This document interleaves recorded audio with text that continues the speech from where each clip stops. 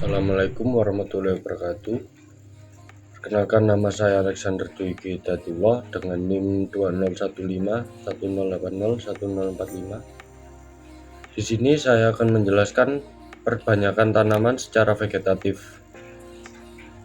Mayoritas perbanyakan tanaman pada komoditas perkebunan dilaksanakan secara vegetatif. Dengan metode ini, perbanyakan tanaman akan lebih seragam secara genetis, lebih cepat, dan tanaman berumur genjah. Prinsip perbanyakan vegetatif adalah merangsang tunas adventif yang ada di bagian-bagian tersebut agar berkembang menjadi tanaman sempurna yang memiliki akar, batang, dan daun sekaligus. Untuk keuntungan teknik pembiakan vegetatif yaitu memanfaatkan potensi variasi secara genetik total untuk meningkatkan produksi, yakni dengan penerapan teknik pembiakan vegetatif, kinerja genotif yang baik dari induknya akan dapat diulangi secara konsisten pada keturunannya. Sifat tanaman baru akan sama persis dengan induknya, dan yang terakhir lebih cepat berproduksi.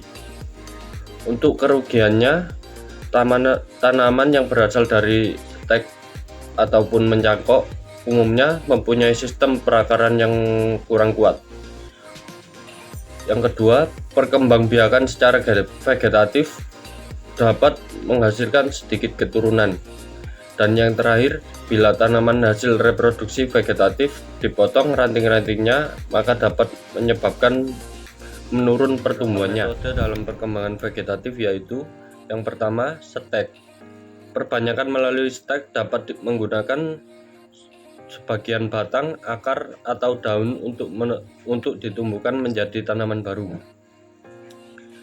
Metode perbanyakan buatan ini memberikan beberapa keuntungan yaitu lebih ekonomis, mudah dalam pelaksanaan, dan tidak memerlukan keterampilan khusus.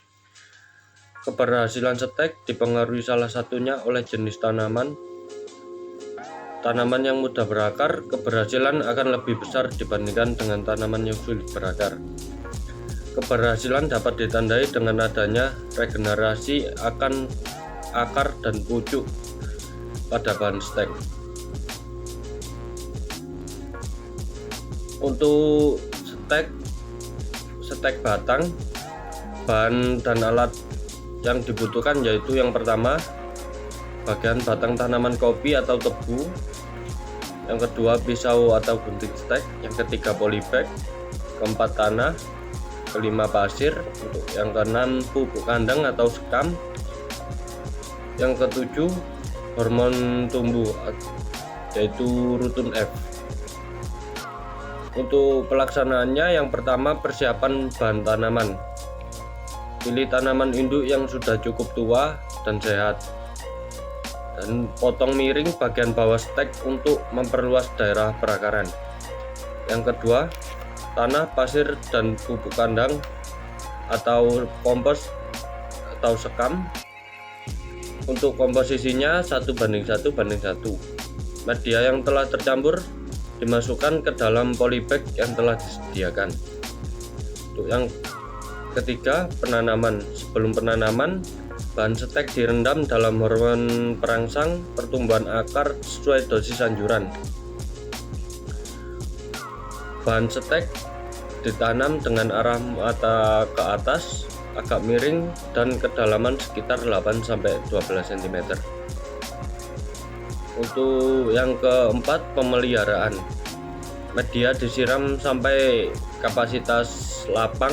Penyiraman dilakukan sebanyak 2 kali sehari. Untuk yang kelima, naungan. Media yang telah ditanami diletakkan dalam naungan yang telah disediakan.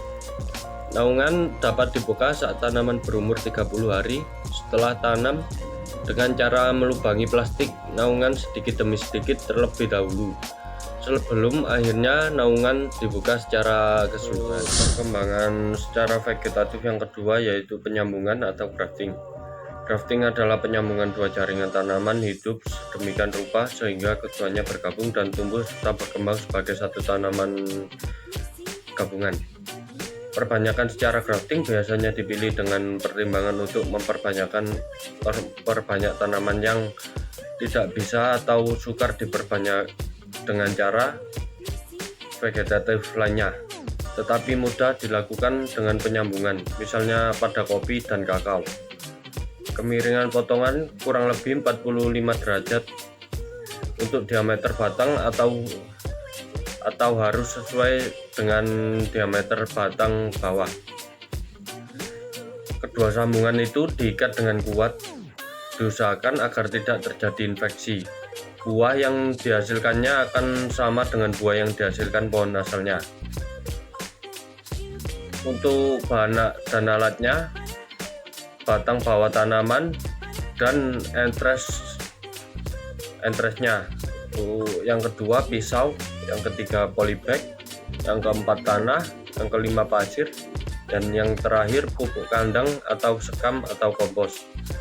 Untuk teknik pelaksanaannya, cari tumbuhan subur batang bawah berdiameter lebih besar daripada batang atas. Yang kedua, carilah tumbuhan kedua yang siap diambil tunasnya. Yang ketiga, gunakan pisau steril dan tajam untuk menyayat batang bawah hingga bagian berkayu dan potong entres dengan panjang kurang lebih 5 cm. Yang keempat, ikat tempelan dengan tali plastik secara seksama. Yang kelima, bungkuslah sambungan tali dengan plastik transparan untuk menghindari sinar matahari secara langsung. Usahakan sambungan jangan terkena air dan bagian tengahnya longgar agar tunas tidak terganggu. Untuk yang keenam, untuk mengurangi penguapan dan mempercepat tumbuhnya tunas, sisakan 2-4 helai daun pada batas atas dan potong daun tersebut menjadi setengahnya atau pangkas semua daun. Untuk yang terakhir, setelah kira-kira 2 minggu, kemudian periksalah. Apabila daun tampak segar, berarti penyambungan Anda berhasil. Kebanyakan secara vegetatif yang ketiga, yaitu okulasi atau menempel atau budding, adalah salah satu teknik perbaikan kualitas tanaman secara vegetatif buatan yang dilakukan dengan menempelkan mata tunas dari tanaman yang unggul ke batang tanaman lainnya. Okulasi bertujuan menggabungkan dua sifat unggul dari masing-masing bagian tanaman yang diokulasikan, yakni sifat unggul batang bawah, contohnya perakaran yang kuat, dan sifat unggul dari tanaman tres, buah yang lebat. Untuk alat dan bahannya, yang pertama, batang bawah umur 2,5 sampai 3 bulan. Yang kedua, entres. Yang ketiga, tali plastik. Yang keempat, alkohol 70%. Dan ada lagi gunting pangkas dan pisau okulasi. Untuk pelaksanaannya, yang pertama, menyiapkan tali plastik dengan cara memotong-motong plastik dengan ukuran kurang lebih 1 x 5 cm. Menyiapkan ranting mata tempel atau entres yang memiliki mata aktif. Yang ketiga, memangkas duri dari daun semai batang bawah pada ketinggian kurang lebih 25 cm. Okulasi dengan metode irisan kulit berkayu atau chip budding.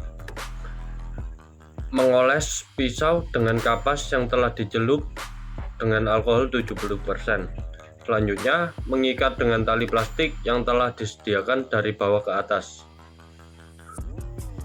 Untuk pemeliharaannya, yang pertama, menjaga tanaman yang telah diokulasi agar tidak kekeringan.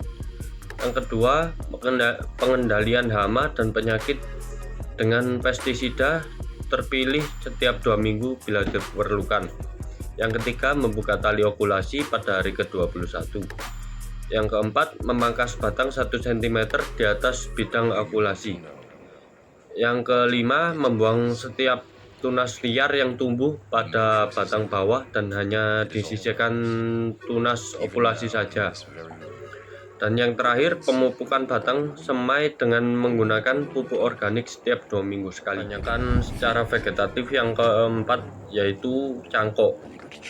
Mencangkok merupakan teknik yang dilakukan untuk mendapatkan anakan sebagai bahan tanaman dalam perkembangan bangklon, kebun benih klon, kebun persilangan, karena dengan teknik ini bersifat dewasa sehingga lebih cepat berbunga dan berbuah.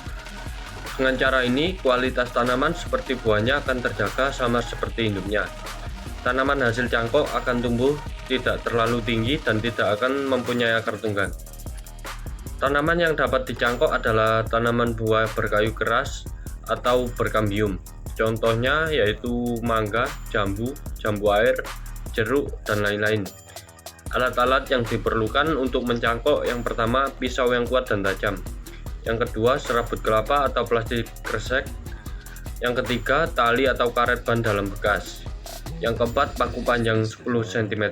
Yang kelima, ember atau apa saja media lain untuk menampung air. Yang keenam, kursi atau tangga atau steger jika cabang terlalu tinggi. Yang ketujuh, campuran tanah subur, pupuk kandang, dan serabu gergaji dengan perbandingan 1:1:1. Untuk langkah-langkah mencangkok, yang pertama yaitu pastikan bahwa induk semang tanaman adalah dari varietas unggul agar hasilnya nanti adalah bibit unggul juga. Untuk yang kedua, tentukan cabang yang lurus dan cukup besar agar nanti pohon cukup kuat untuk mandiri, kira-kira sebesar pergelangan tangan anak atau berdiameter 3 cm. Cara mencangkok yang benar dilakukan sebagai berikut. Untuk yang pertama, pilih cabang yang sehat dan lebih baik yang tumbuh vertikal. Untuk yang kedua, cabang dikuliti, kulitnya melingkari batang dengan jarak 5-10 cm. Yang ketiga, bersihkan lapisan kambium yang menempel pada kayu. Dan untuk yang keempat, apabila memakai plastik tersebut harus diberi beberapa lubang kecil sebagai jalan masuknya air terlebih dahulu. Untuk yang kelima, setelah lapisan kambium bersih, lapisi bagian tersebut dengan tanah gembur dan balut bagian yang telah terlapisi tanah dengan plastik atau sabut kelapa. Yang keenam, ikat balutan tersebut dengan menggunakan tali plastik di bagian ujung atas dan bawah. Untuk yang ketujuh, sirami bagian yang telah dicangkok secara teratur. Dan yang terakhir, setelah kurang lebih 1 bulan akar mulai tumbuh. Jika pertumbuhan akar sudah cukup baik, balutan plastik atau sabut dilepas dan cangkokan siap ditanam di wadah baru. Sekian penjelasan dari saya. Jika ada kesalahan, mohon dimaafkan. Terima kasih. Wassalamualaikum warahmatullahi wabarakatuh.